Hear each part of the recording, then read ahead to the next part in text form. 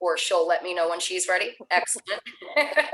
So I'm Sarah McGeehan with Member Solutions, Client Success Manager with Member Solutions. And today we have Michael and Solomon from the Martial Arts Collective and leaders in the Action Karate organization. Sorry, like I didn't know that. And today we're going to be talking about our back to school tips. A lot of you are in the back to school season already, as we were kind of just discussing. Some of us are heading right into it, but these are going to be tips that you can put into action now. And without further ado, Michael, I'm just going to pass it right on off to you and let's get started. We'd like to be super respectful of time. So, sir. Yeah, awesome. Thanks, Sarah. Thanks, Casey. Always happy to share with the Member Solutions team. So for those of you that have been on some of the webinars the past couple of months, our goal is to give 2 or 3 tips that you can go do today and implement. We find the schools that we work with best in the collective are the ones that don't wait to take action, right? This is everything you can do right now. But then what I really want to get to, and Casey, I apologize, I didn't email this to you, but I know you trust us, so we're going to do it anyway. What we've been kind of talking about with the collective, because I think it's so important as far as mindset, just for us to really grow. So Mr. Brenner, I'm going to go really quick and I'm going to hand it off to you. Okay, sir? That sounds amazing. Thank you, sir. Amazing. Okay, so let's go through. I'm going to share just 3 quick ways that we help get involved in our local elementary schools and school district. And there's no real specific order, but for us, just like when we've talked about retention the past couple of months, it's all about building a real connection, right? And, if the gatekeepers at the elementary school, which 98% of the time is, the office staff and the administrators and the secretaries, if they know, like, and trust us, it's a lot easier to be involved with those local schools, right? And if, we're trying to find, how to get in front of faces, well, in elementary schools, a lot of kids there to work with. So step number 1 for us, what we'll do this month with our schools, Casey, do you want to make sure everyone's muted? I don't know if you can do that on your end. So anyway, what we'll do this month with our schools, next week, we'll have a school supply drive. So we'll ask all of our students to bring in some school supplies. They can bring in one thing, they can bring in a bunch of stuff. Sometimes we'll do a prize for it. If you bring in it, we do a ticket contest in the summer. They get some bonus tickets. You could do a patch. You could, whatever's laying around your school can be a prize, right? But what we'll do is, the next week or 2, we'll collect school supplies, and then the week before back to school, and so I know some of you are already in back to school, you might want to wait a week until they're settled. What you don't want to do, you don't want to show up to the school office the week of back to school. The last person, they want to see is us, right? Like they have parents and kids and they're getting settled. So we find the week before is better because they're still kind of like in the routine, get in there. The kids aren't there yet. If you're already past that, like I know Master Adams, you said kids went back 2 days ago. I would wait maybe a week and a half to go drop things off, which is fine. You're gonna need a week and a half to collect stuff anyway. And then we put it in an Action Karate bag and we show up and we drop it off and say, hey, our students, they wanted to make some donations to the local school. This is for you. Find a classroom that can use it. Oh, by the way, I'd love to see make sure our kids get to see that we're dropping it off. Let's take a picture really fast. And that's really important when you do the picture. You're not going to ask permission to take the picture because 90% of the time they're going to say no. I don't like pictures. But if you just have your phone out, like, oh, let's take a picture really quick. Come on. And you just do it, before they can say no, it's already done and you move on from it. And we ask, and here's the key to all of this, we ask for nothing. It's literally drop it off. Here's a present.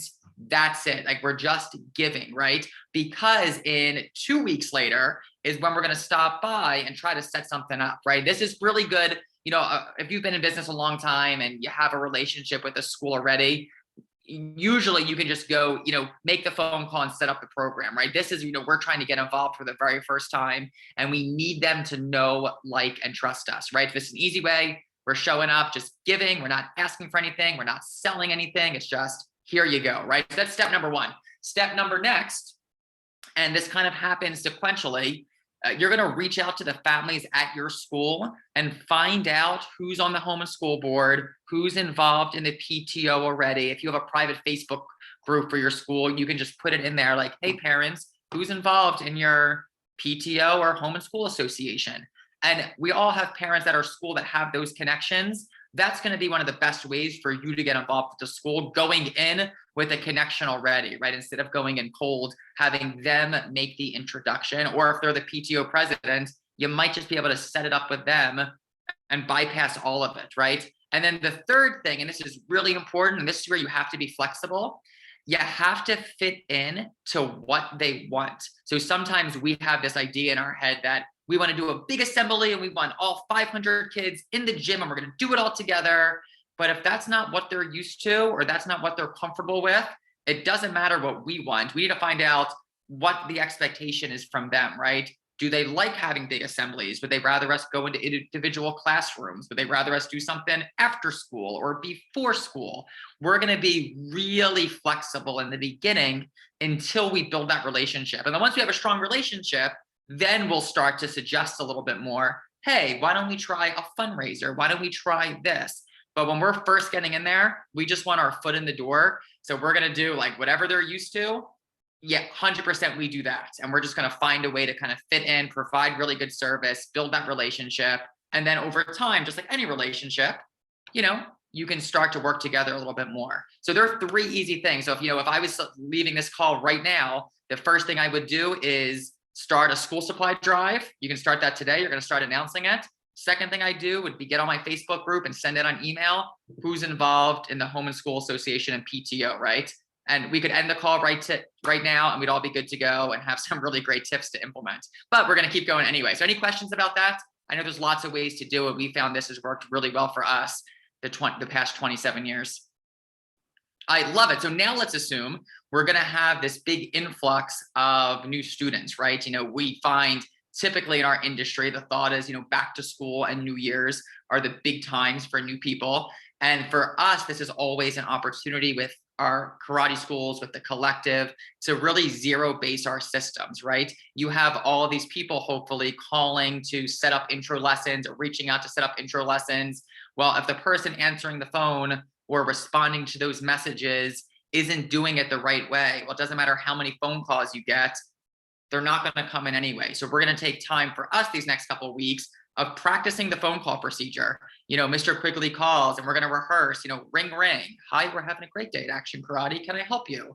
And we're going to practice those words, because what we find is what we call system slippage, right? Everyone starts really strong when they first learn it, but over time, without practicing that system, it's easy to get away from it. Not on purpose, but just human nature, right? You don't read over it. You kind of get into new habits, and before you know it, it's way far off the path. So one of the things we're really lucky is we meet with our team, all of our locations and all the collective every morning at 9 a.m. We have lots of opportunities to practice this. So we'll practice the phone call procedure. We'll practice our introductory and enrollment procedure. It's the same thing. We find that, over time, it starts off really strong. And then if we don't go back and drill it and rehearse it, we get away from what it's supposed to be. So we'll make sure those systems are really tight. And we'll also take a second to make sure what we call our school is white glove clean, right? So the idea of white glove clean is if you had a white glove on and you touched a surface at your school, would the glove still be white?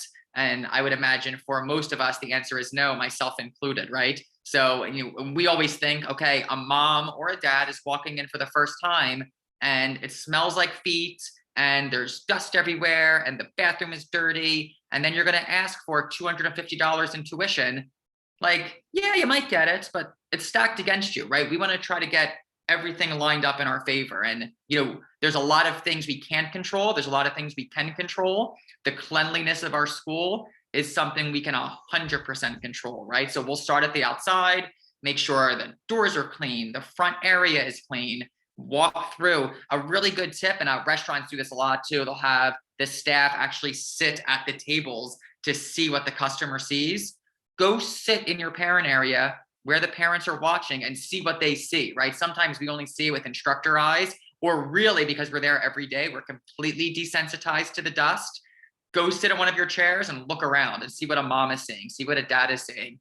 Go into the bathroom that your students use and see what they're saying. And you're gonna be like, oh crap, like I better either hire a cleaning person or go clean right now. And of course we should be doing that all the time, but as of now, it's just a really good time to make sure it's 100%. So 3 things right with our team to get ready. Phone procedure. And we're assuming that your classes are rocking and your instructors are incredible and all of that is tight too, right? This is kind of just the front end stuff. School is clean, phone procedure, intro procedure. So your next team meeting, They're the things that you would be going over. You would get out your phone script and go practice it. The next one, get out your intro script, whoever's doing that, go practice it. Walk through, if you really want to make sure your school is clean, print out a list of things. And we have this, if anyone wants to email me, I'm happy to share our list. Give some of your teenagers a clipboard and a pen, let them go around and inspect it. And they're going to love coming back to you and finding all the things wrong. And, you can get everybody involved that way. And if anybody wants that list, we have it that we use for our schools. I'm happy to send it. Just, send me a message after this. With that, Mr. Brenner, I have a couple more things, but I want to give you plenty of time because I think what we've been talking about recently with really elevating from, management to president to CEO is so important. So I'm gonna let you jump in. We'll save some time for questions. And then Casey, I have one bonus tip, but we're gonna hold everybody hostage until the very end. And that's really the best. Well, I think you actually gave us too much. That might be a little overwhelming. So I'm going to pretend this is the collective right now, or the action karate. So right now, everybody make sure you have a paper and pencil. And if this was one of our collectives, everybody would also have to have their screen on, right, to be held. I mean, right now people could be just like cookie and sort of half listening. As a business professional, this would be when you were focused on, getting work done, right? So everybody make sure you have something to write with, and you're going to write at the top, school drive. And by the way, that was my cue to try to get everybody to put their cameras on and be accountable. So on school drive, so what are the specific acts to do to get that done? So as soon as this call's over, you're going to go right on your student announcement board, whatever that looks like, whether it's electronic or, a lot of our schools still have dry erase boards. It works totally fine. You're going to write school drive. You're going to write a back to school supply drive. That way you'll remember to announce it every single class. Next, you're going to make sure that you make a Facebook live post to the friends and families of your schools, like, hi, this is Master so-and-so. Not everybody's as fortunate as we are, and we're going to give back, and we're going to just set a really great example for everybody. If you could bring in a pencil if you want, or you can go to the store and buy a whole bunch of stuff, makes no difference, but everybody's going to bring something. Make sure you bring it in and you tell them when is due. Then you're going to write a little email. You're not going to spend too much time thinking about it. It's going to be 2 or 3 sentences saying the exact same thing again. So you're going to write down those 3 things. You have to make an email, make a Facebook post, and put it on your announcement board. And then as soon as you get off this call, you do all 3, you're done in 10 minutes. You're done in 5 minutes. Zero basing. What are you going to zero base? Sensei Michael suggested the phone script, write down the word zero base on your paper and write the date that you're actually going to do it. Like for us, it'll start next week during the collective calls, but maybe you have your meeting tomorrow, start tomorrow. What winds up happening is you realize that November, December comes around and you're not as successful as you thought you were going to be with all the enrollments. And then you realize wait a minute, that person answered the phone, even if it's you, is probably kind of, and what happens is, it's not like you mean to do it wrong. You had this, at one point you probably had it memorized. And then it like Sensei Michael said, it's slippage. A word, you don't even realize you changed the word. But if you went back and read it again, you'd be like, oh, I forgot to say that. That's a good thing to say. And it's for everybody. Next, Sensei Michael talked about white glove clean. I find this to be hysterical. Somehow we make that like an event. That's a daily thing. Every day somebody new comes into your school, they're not comparing you to the dirty school down the street. Sometimes that's what we think, oh, my friend's school is so disgusting. My school is way better. They're not comparing you to that. They're comparing you to Disney World. And you might think, oh, no, they're not. We're not Disney World. They're comparing it to the cleanest thing. When I make a phone call for here to Comcast or AT&T, and I hate every second of it, I have to take deep breaths, that's different than when I call my fancy credit card and they answer the phone with, hello, Mr. Brenner, how may I help you? That I am always why can't they all just do that? Right? You compare everything to everything. So we have to be on top of our game. And by the way, if you don't have a team, one of the best advice I've ever heard is pretend that you have a team. So you still have meetings, you still do everything the right way. It does, the collective, we have everybody bring their team with them so that they don't have to reteach it and have them re-buy into it. But with you, if you don't, that's totally fine. Have your own team meeting, but you have it every day at 9 a.m. You have a meeting and you go over with yourself what needs to be done. So that's that. But Sensei Michael wanted me to chat with everybody about our goal with the collective. And if you're not part of the collective, that's fine. I would just think, we kind of think if everybody in the martial arts had the same similar mindset, we could really elevate. I mean, right now, a career in the martial arts is not thought of as that great of a thing. I've never heard a parent say, Johnny, maybe you should be like an engineer, be a doctor, have a karate teacher. Nobody's ever saying that, right? But the reality of it, done well, our jobs are way better than those other jobs, right? Like the amount of people that we help, the income we can make, the lifestyles, the freedom, all of it. But the reality of it is, a lot of times people don't understand or realize it, because most karate school owners, some here, some not, and I was 100% this way, or you start a business because like you probably love martial arts like I do, and you also thought like, oh, being in the business, that'll be cool, and I'll own my own business, like that's somehow like very prestigious, right? But the reality is you're really, or I was, I was too, middle management. I taught all the classes. My partner did the enrollments. We cleaned the school at night. We, delivered flyers during the day, answered the phone calls, from complaining parents, begged people not to leave.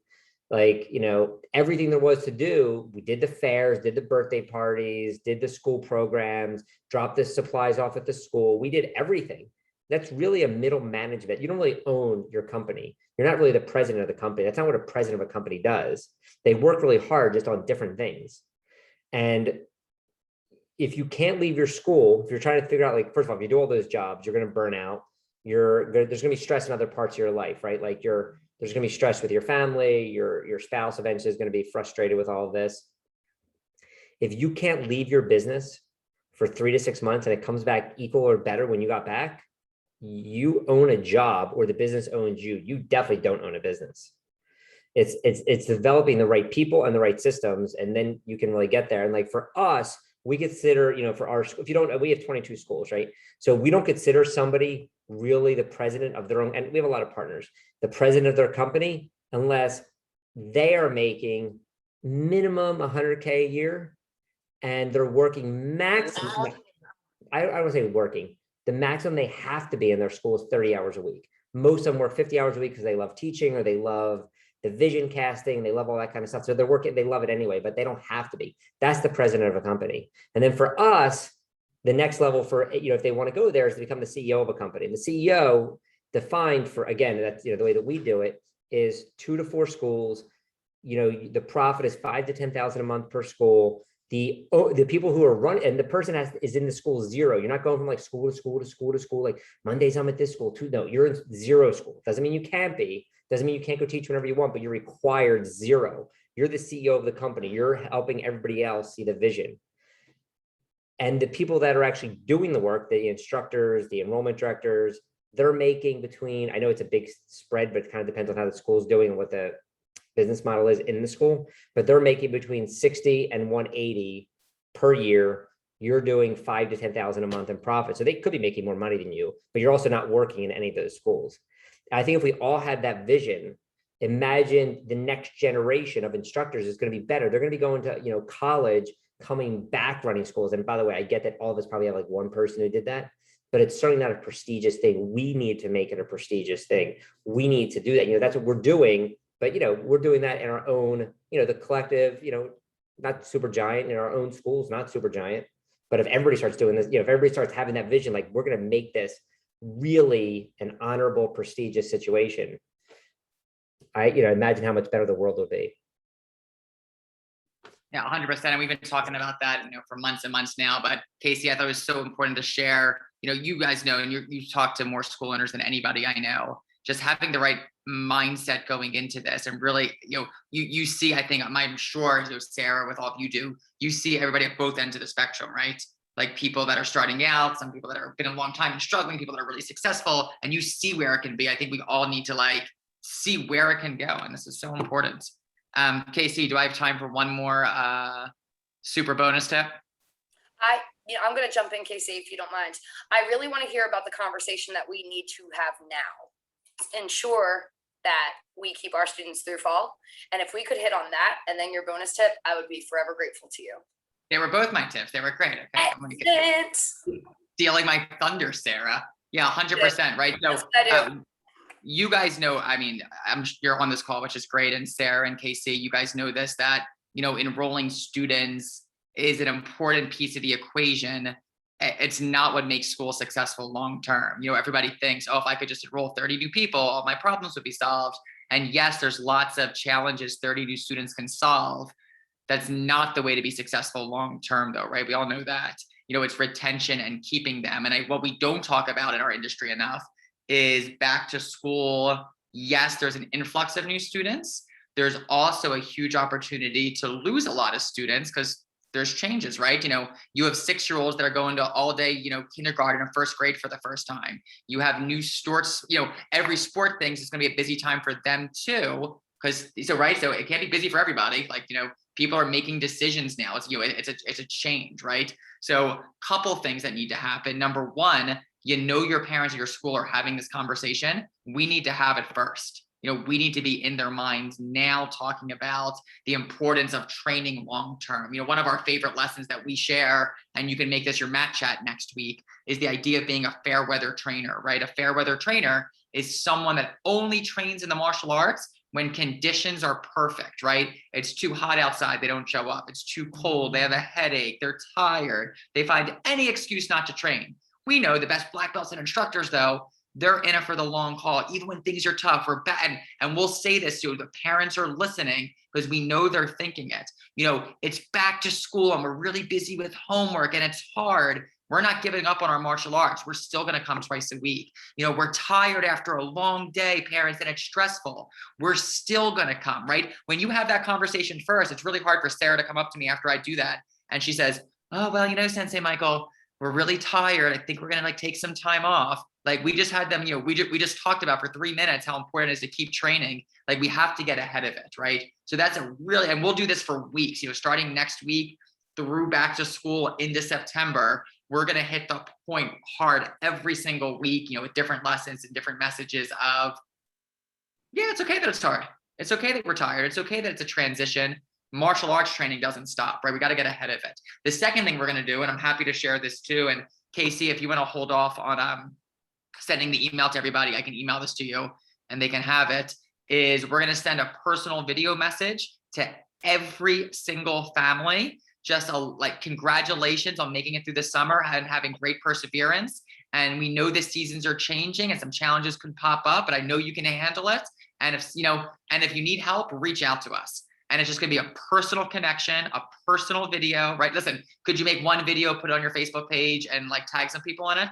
Yeah, you could, 100%, but you could also take 2 hours and break it up with your team, or if it's just you, do it yourself and invest that time, and also realize that building a team is really important. And every family gets a personal message. And we did that last season, and the feedback from families was truly astonishing. Just thank you so much. You guys are so great, blah, blah, all this good stuff and all this good feeling. And, people stay because of connections. People stay because of the relationship, right? And anything we can do to make that relationship stronger, of course, is going to help. So Casey, as soon as we sign off, I can cut and paste and send that over to you, the little outline for that script, and feel free to share with everybody. Great. Yeah, labor intensive, but listen, and Mr. Brenner talked about the speed of action. We're not fancy at all. Our instructors got out their phones, recorded themselves, typed in the number, and hit send. Are there texting services? 100%. Could you automate it? I'm sure you could. We're not going to waste time figuring that out. The important thing is it gets done, and we're just going to get it done kind of thing. Do you want to save, I know we only have 3 minutes left. Do you want to see if there's any questions? Or Yeah, Sarah, Casey? I would like to, I'm sorry, I didn't mean to cut out. My apologies. Okay. I would just like to add to, you mentioned school sports, and what you're going to find too is a bunch of kids. Make sure you're paying attention to everyone, as Michael said, but those kids that are heading from elementary to middle school, that they're going to be hit with that new stuff and it's brand new. And then the kids that are heading from middle school to high school, they're going to be heavily influenced by friends to join different sports teams, even if they haven't done it before. I'm seeing this with my own daughter who's in 11th grade, and her friends are doing this and that and the other. And she's like, nah, I want to work. But I'm seeing that influence happen. So making sure that you are flexible in being able to accommodate them doing both, because we don't want to look at a kid and say, no, you can't do that sport, but how do we make it work in conjunction without it affecting your schooling career, right? So that, I just thought that was really important to bring up. If the more flexible you are, the more loyalty you are going to be able to maintain. Yeah, 100%. And I'm so glad you brought that up, Sarah. That's a perfect example of really knowing your students and, identifying those students. Listen, what kids are going, from middle school to high school. That's not hard to figure out. Go have that conversation now. Just waiting for them to come to you. There's zero benefit in that. Go check in now and be proactive. Right. And if they're sitting there if their friends are trying to convince them to join, lacrosse, cheerleading, football, whatever it might be, flip the script, get them to try and convince their friends to join martial arts. Yeah, love it. I would love any questions if anyone has any very specifics. I'm not completely tied, but understand that people have commitments after this that they need to move on to. But we're here right now, and if there's anything that I can help answer, or Michael or Solomon can help answer, we're happy to do so. So please feel free to unmute yourself and throw out any of your challenges that you might have faced in the past, or you're thinking you might face them with this upcoming year. Nobody?